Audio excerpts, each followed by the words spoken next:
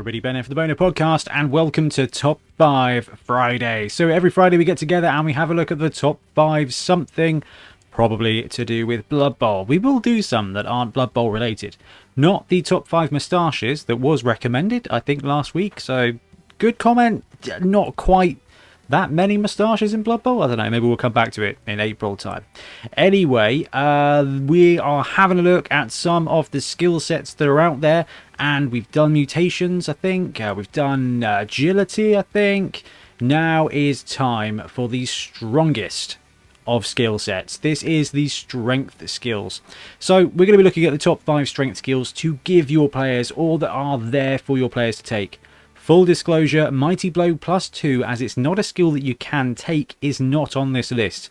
However, it's pretty awesome. If you're playing with Deep Root or Morg, Mighty Blow +2, or a Giant, definitely play with Giants. Mighty Blow +2 is just awesome. But we're going to be looking at skills here that you can give your players, and more importantly, skills that kind of combo well with other skills too. Anyway, let's have a look at the top 5 strength skills.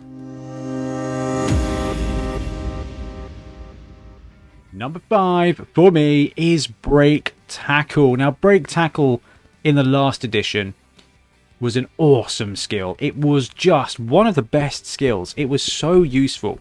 And as they transitioned over into Blood Bowl 2020, the rules for this are still useful, but they're not as great as it used to be. In the last edition, you basically took your strength and you used that as your agility. So you would go as a strength 5 boy to having agility 2+, basically. It doesn't quite work like that anymore. So Break Tackle as a strength skill here, once per turn, you roll for a dodge. Okay, so you have to be dodging. After you've rolled, you can add +1 or +2 depending on your strength. If you are strength 5 or greater, you get to add +2 to that roll. If you are less than strength 5, so strength 1 through 4, you get to add +1. Now, it's important to note that that is actually added to the die roll after you've rolled it. Okay, so after you've determined whether or not you've passed the test. So you roll a dice with an ogre taking a dodge into a tackle zone. You get a 5, you don't need to use Break Tackle. You can then go and use Break Tackle on the next one. You basically kind of get to save it until you need it. And it is incredibly useful in that regard. The difficult thing here with Break Tackle is you have to have decent enough agility for this to be worthwhile. Basically, if you are Ag 5+, getting +2 to your roll is going to give you a 3+ dodge into the open. Now, 3+ dodge is not too bad, except that those players with strength 5, with Ag 5+, looking at you trolls, stuff like that, when they are dodging into the open, they're likely to have loner, so if it goes wrong, you can't re-roll it. A 3+ is great with a re-roll, okay? But if you've ever used a human thrower with sure hands, you will know that 3+ with an integral reroll is not guaranteed. You're looking for 2+ with a reroll to be a guaranteed maneuver. 3+ is okay, you can take it if you've got a reroll, but if you are taking a 3+ dodge into the open without the possibility of a reroll, it is a risky proposition. You've got a better than 50% chance to make it work, but it's still quite risky. So it's not one of those things that you would want to do in Blood Bowl all that often. And if you are looking to give a skill to one of those players, then giving them the opportunity to do something that you wouldn't want to do too often is a bit of a waste of a skill. Now, there are 2 plus sides here to Break Tackle. First of all is those big boys with Ag 4+, so Ogres. Ogres are a cracking example. +2 to the Break Tackle gives them a 2+. And when we're talking Ogre Team Ogres, there's no loner penalty there as well. So you can use a team reroll to make that work. Then you go from a 3+ with a follow-up of 3+ or 4+ for that loner roll to a 2+ into the open with your team rerolls good to go. Now you are talking. So for Ogres, good. Okay, I'm happy to take a 2+ dodge even if I've got loner. The odds are pretty good. And the benefit there as well, and this is kind of why it's important to aim for that 2+ factor, is it means you can run into a tackle zone on a 3+. It means that you can run into 2 tackle zones on a 4+ if you need to.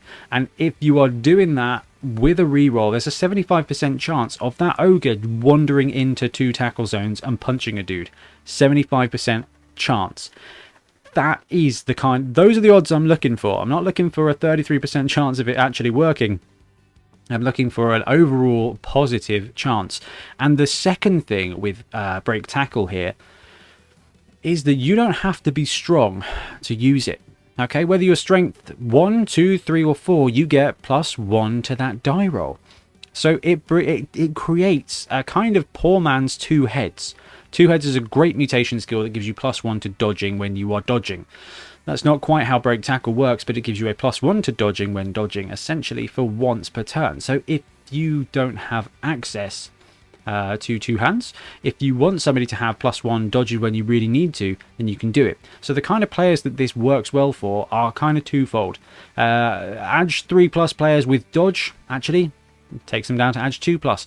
Stunty players with no access to mutation, goblins, break tackle means that they get a 2++ for 1 dodge per turn. Okay, really boosts it up. Gutter runners, if you've already got two heads, it's a bit of a stretch, but actually being able to chuck a double onto somebody to give them a 2+ dodge into the open or a 1+ dodge can really change some things up. And it's that clever thing because you can kind of turn your human blitzer, once he's got the other skills that you want to give him, you can give him break tackle, and that means he's going to be able to maneuver around on that 2+. It's a really interesting one, and yeah, it combos really well with blitzing, it combos really well with dodge because you get that integral reroll to make him that dodge.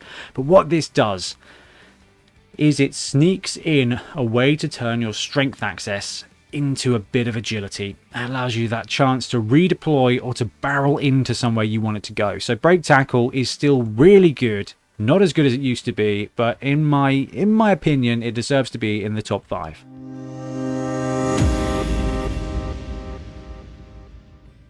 Number 4 for me is Juggernaut. So we're already jumping around, we're using break tackle, we're having a wonderful time. Juggernaut is... you cannot overlook this skill. Now that the Bloodthirster is gone, I don't think any player starts with Juggernaut. The Pump Wagon. And maybe the Death Roller. Anyway, Juggernaut, when blitzing, not while blocking. Okay, so you have to be blitzing. You don't have to have moved yet. You just have to go, this guy is making a blitz. And then it activates Juggernaut. And what does Juggernaut do? Juggernaut, when you roll your dice pool, any both down can be turned into a push for you. So it trumps Fend, it trumps Wrestle, it trumps Stand Firm. So if you are playing against... Fend, Wrestle, Stand Firm. Who could we be playing against? Nobility teams. If you're playing against nobility teams, then Juggernaut, it undoes them. And in that regard, it can be really useful. But the key here is that it is a poor man's block. If you've got a Minotaur, if you've got a big guy that really loves giving people a jolly good blitzing, you want to try and make sure that they're activating as much as possible. So you do want to use your blitz for the turn on that guy. Actually, that Juggernaut makes them way more consistent, and there are going to be some circumstances where turning that push... the Corn Dogs have... the Corn Gores have Juggernaut as well, don't they? It turns that both down into a push. Now, obviously, you would rather have block, but block is not a strength skill, and there are definitely some players out there that would love that as a first skill up, but actually Juggernaut gives you that extra bit of reliability. And the great thing here is it combos brilliantly with... well, I've said horns because stuff that's blitzing, you get that integral bonus. So Corn Gores, who have Juggernaut and horns, they go from making a 1-die skillless block at strength 3 to, okay, I'm going to blitz. It's now 2 dice because I'm strength 4, and I can choose a both down result and turn it into a push as well. So it's great for getting somebody out of the way. It overdoes Stand Firm and things like that, which is very useful for being able to maneuver. But Frenzy is a great combo with Juggernaut, because if you want to be blitzing, if you want to be punching, you want to be doing it twice. And the more dice you roll, the more chance of powering somebody down. And powering is what you want. If you get a both down, this keeps you on your feet and keeps you fighting. So Juggernaut is incredibly important for those players that have a primary skill access of strength, because it is essentially a poor man's block. It will keep you on your feet, it will give you another chance to hit them if you've got Frenzy, and there are going to be some times where your opponent is not going to see a Juggernaut block, a Juggernaut blitz coming, and it will absolutely wreck nobility teams. I've been on the receiving end of a Juggernaut heavy Dwarf Slayer team. it just wrecks your team. It just turns off that ability to control the field, and Jugs, it just is a potent skill to give. So Minotaurs, Rat Ogres, stuff that wants to be rolling that 2+ activation to blitz, Juggernauts worked brilliantly for it.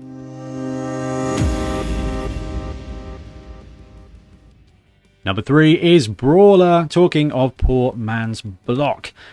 So, Brawler, when blocking, not when blitzing. So Jugs and Brawler are really similar skills. One is great for people who need to blitz a lot. One is great for players who want to block a lot. Okay, so Brawler is the block a lot skill, and Jugs is the blitz a lot skill. So when you are rolling your pool of dice for making a block action, you can pick one both down result and just straight up re-roll it. It's great. It is so good. It is not as good as block because you would probably just rather take that block. But if you are 2-dicing somebody, almost a third of the time, you're 3-die blocking them instead. It gives you the opportunity to roll so many more pals. In that regard, it can be really great.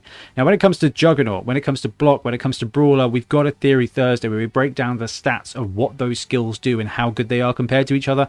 If you're interested in the breakdown of that, please go watch the video, because I can't remember what I said in it, so I'm not going to tell you what it's, whether it's good or not. But I love Brawler. It gives you that opportunity. It turns so many of your blocks into 3 or 4 die blocks. Now, if you're smashing little dudes around like Snotlings, grab Brawler is a great combination on those Black Orcs, because you're rolling 3 into 4 dice. You've got that maximum chance, that 4 opportunities of rolling that natural power that you need to do to knock the little Snotling down or something like that. And that stacks, which is really useful. Now, the downside is that you cannot use a team reroll after you've used Brawler. So if you're rolling a 2-die block and it's skull both down, you can roll that both down using Brawler, but if that comes up bad, you're stuck with it. There are going to be some circumstances where using that team reroll is going to be better, but a lot of the time when you've got that Brawler skill, it's going to be push both down. Might as well just re-roll the both down and see what I get, because I can take the push. And in that regard, it is a very, very useful skill. It also layers well with someone who's got Frenzy. So we're looking at Khorne, okay? Khorne Seekers, the big boy. We're looking at Rat Ogres and Yetis. Brawler is a phenomenally useful skill for them. There's a chance that Juggernaut will be better because you've got that element of blitzing, but when it comes to players who want to stay in a scrum and just frenzy block, follow up, frenzy block, follow up, if you're going to be throwing 2 to 4 dice a turn anyway, chucking this Brawler is going to make that 2 to 4 dice into 5 to 7 dice. It's going to be phenomenal. You're going to have so many more opportunities to knock stuff down. You don't have to use a team reroll. It keeps you more consistent. It is not brilliant by a long shot. Okay, this is not block. This is not both down. Great, I'll take the both down. This is both down. Okay, I've got an opportunity to natural star you. I've got an opportunity to turn that into another push that I can then frenzy and follow up. And as for skills that it combos well with, tackle goes brilliantly with this as well, because then you are doubling the number of natural powers on the increased dice pool that you're already rolling. And then there's always block, because the cool thing here is you can choose not to re-roll it. And that's the great thing about Brawler. Your opponent's got wrestle. Their opponent doesn't have wrestle. You don't have block. They don't have block.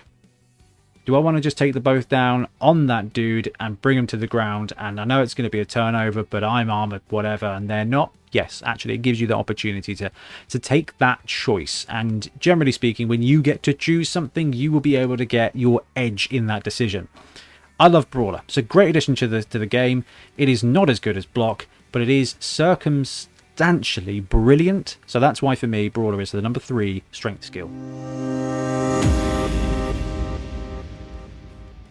Number 2, it's Mighty Blow +1. So there are a couple of really great standout strength skills.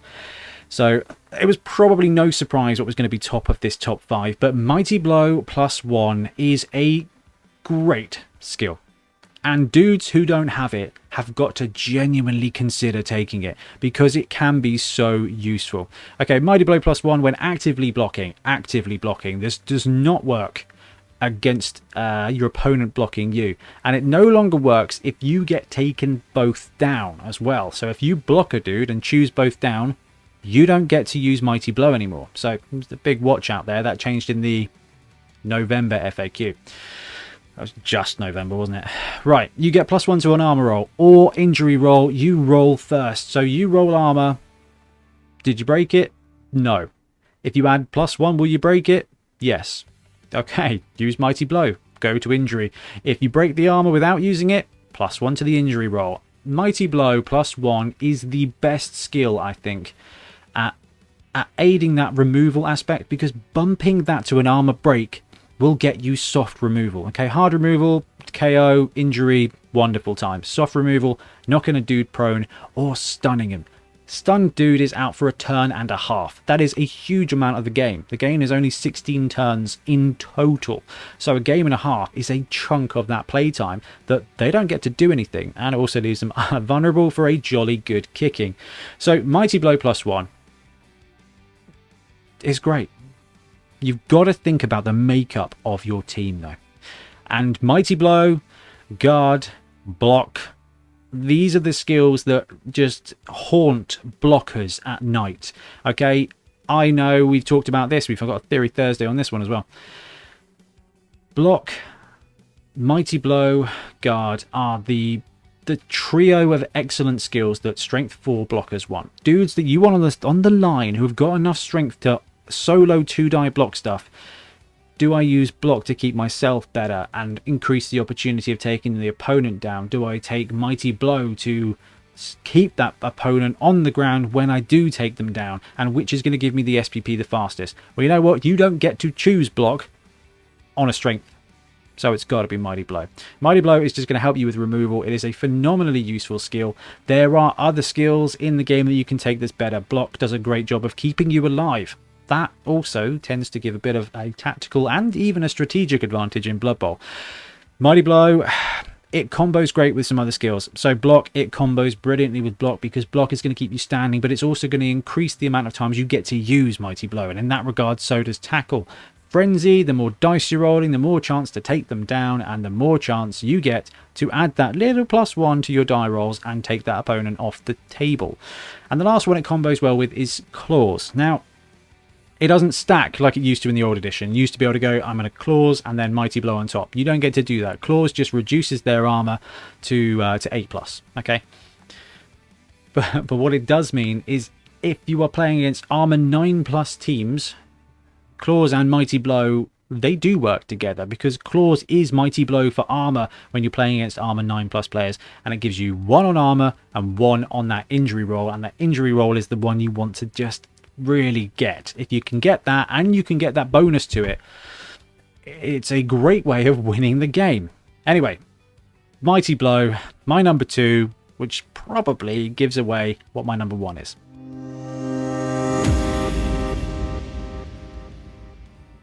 And my number 1 is Guard, because Guard is great, and it is just, if you've played against a team with Guard spam, it is incredible. You can almost see and feel the metaphysical impact of all these cheeky little +1s on the table, and it is so potent. Blood Bowl 2 is a great place to go and experience that Guard element. You'll look at a situation, you'll go, okay, right, I'll move with this guy here, give me a support, that's fantastic, cool, got 2 dice, hover over, and it's all bad, and Guard is the key to that. So Guard gives offensive and defensive assists even when that player is marked. In your turn, my turn, their turn, everybody's turn, Guard gives +1, basically strength, to everybody friendly around it, and that is why it is so potent. Mighty Blow works when you are blocking if you don't use both down and you both go down, okay? That's a great skill. Juggernaut works when you are running at a dude. Brawler works when you are hugging a dude, okay? They've got some stuff. They do stuff. Guard, just stand there, right? I am inspiring my players, okay? I'm cool, I'm big, here we go. I make everyone around me better. This is kind of what Tom Brady does to NFL teams. Like, Aaron Rodgers, best quarterback out there in my opinion, huge fanboy, that's right, but Tom Brady just makes every player on his team better. Guard, if you've got 1 Guard dude standing by 2 other dudes, he is making 2 other dudes +1 strength. Strength is worth 80,000 team value in this edition, Guard here, for one skill, can essentially give you 160k's worth of team value. You get 3 dudes with Guard. That's 500k. It's not quite like that, but it is. Okay? Guard is the thing that takes your guys to that next level. And it is a clever part of the game. Right, there's a couple of things extra to talk about when it comes to Guard. It works for fouling as well, and this is why it's up here. You take a troll, you take a beast of Nurgle, and you give them Guard. You don't need to activate them. Those goblins are now strength 3. You know, and those bloaters are now strength 5. Your rotters are strength 4. And when you want to put the boot in, this guy gives +1. So if you've got a dirty player and a couple of guard trolls, that's +3 to the injury roll. It just works because it is cumulative as well. Mighty Blow, Claw almost works together, like, you know, good effort, kind of, like siblings that almost get along for an afternoon. Whereas Guard is just everybody's on the same side. You got 2 Guard guys, you got +2, okay? You have to space it out. And I guess this is the other thing, is your positioning with a Guard player will determine how well it goes. But Guard is the key to unlocking the strength within yourselves. By that I mean with the strength on the tabletop in your own team. And for combo, I've put it combos well with making block actions. But quite frankly, it combos great with playing Blood Bowl, and that for me is why it is the #1 strength skill. Okay, there's a couple of honourable mentions here that I couldn't quite get in. Multiple block is a great skill if you've got support, okay? If you want to see multiple block in action, go check out round 3 of the Bonehead Championship. We had giants on each team for each game, and they've got multiple block, and they're strength 7, and they're Mighty Blow +2, and it is interesting. So much has to go right. The setup cost is huge. You have to have 2 targets. You have to have enough strength for that +2 strength to the targets that you're punching. Makes it worthwhile. So on a strength 6, please. Actually, yeah, pretty cool. So a tree man, for example, with multiple block on the line of scrimmage, that's 2 dice there, 2 dice there, having a wonderful time. A troll or an ogre with multiple block, it's 1 dice. It's 1 dice. And 1 die blocks when you're rolling it with a big guy who probably has loner and does not have block. Not a great place to be.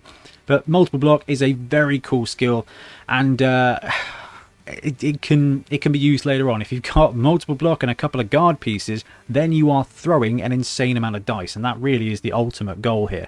God, that's fun, isn't it? Right, armbar is a skill that is probably not going to come up all that often. Armbar, basically, if your opponent dodges away from you and you've got armbar, if they fail, you get to add +1 to the armor roll. It's like Mighty Blow for the ground. A lot. Setup cost has to be pretty good. It is a skill that will combo really well with things like Prehensile Tail. So Croxagores, at the point where you don't want to save up your SPP and take block or just one of the other skills, you could put armbar as a random, and this is where some of these skills are going to come in. Not a bad one for something that does have so Rat Ogre with Prehensile Tail, Croxagore, for example, pretty good too. Grab is a great skill to help position, and for a big guy, it's not a bad skill to take because you can farm those victims backwards, and you can give them to the other players to foul or to chain block, and it will supersede things like sidestep. So grab can be pretty useful too. Stand firm means you stand firm. Thick skull, most dudes who need it have got it already. And that brings us to Pile Driver. So Pile Driver is a really interesting skill, and it combos well with having other players who have guard. So this is one of my favourite things to put on pump wagons. Great fun. Ran it at Sand Bowl, had a lovely time. Guard trolls, Pile Driver, pump wagon, Mighty Blow +1. If it doesn't work, you take the foul. You got a guard troll, and dirty player, +3 to the foul. You've already tried to break their armor once. It's a really cool little combo. The problem with Pile Driver is it leaves you prone, and it's a foul, so you can get sent off. So the last thing you really want to be doing with a movement 4 really stupid troll is putting them on the ground and risk having them sent off. If you are super bloodthirsty, go for it. Great fun. Sometimes it's going to be awesome. sometimes it's really not, and we're looking at consistency here, and that's kind of why Guard is for me the #1 skill, why Mighty Blow is so good, why Brawler is so good. It brings that element of consistency to a game, and all of them does a great job at applying pressure to your opponent. Anyway guys, I'm going to wrap up the video here. Let me know what you think of my top 5 strength skills. Oh, I love Blood Bowl. Can't wait to get back to the tabletop and start playing some games again. Anyway, I am going to disappear. Thank you very much for watching. Happy blocking. Thanks very much for watching. We really appreciate your support. If you want to help support the channel even further, please like and subscribe, or come join us on our Patreon. We have early access to content. We get loads of feedback from you guys, and we try and do competitions as much as we can. Or you can get yourself some Bonehead podcast merch on our Spreadshirt site. So if you want to support a team, especially for the Bonehead Championship, you can pick up a shirt, a mug, things like that. It all helps support the channel, and we really appreciate it. Anyway, links below. Thank you very much. Happy blocking.